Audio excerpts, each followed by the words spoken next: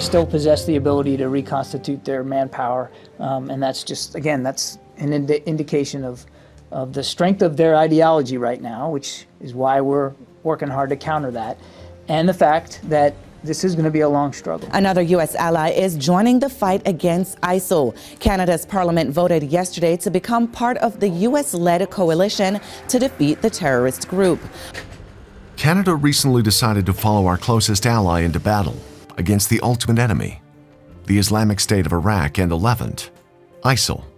Identifying the weightiness of the threat posed by these terrorists, Canada stepped up to the challenge and sent military forces to aid the people of Iraq and provide assistance on the battlefields in the Middle East.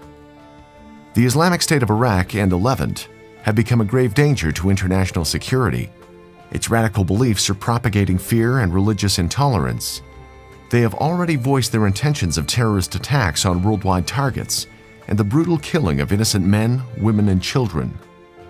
While estimates of between 20 and 30,000 members of ISIL were initially reported, now tens of thousands more have been recruited from sources worldwide. The numbers are growing.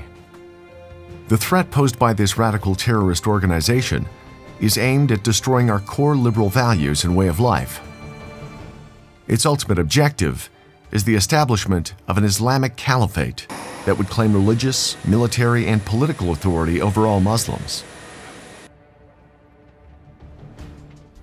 ISIL has already managed to bring chaos to the whole Middle East.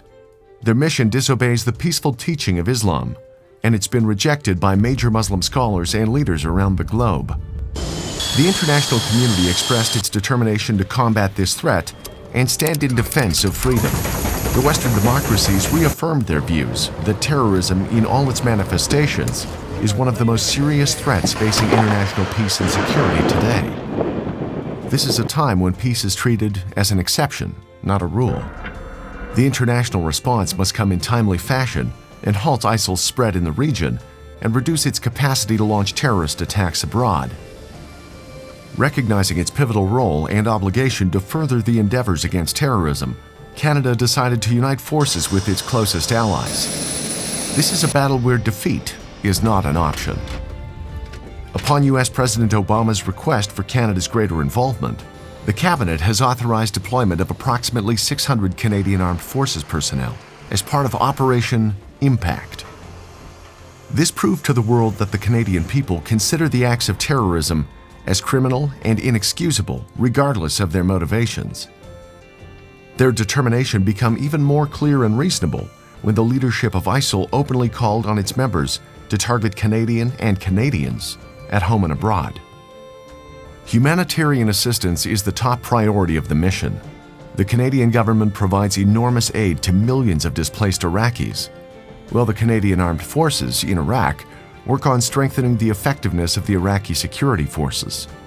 A total of 69 Canadian military advisors are providing strategic and tactical advice to the Iraqi people.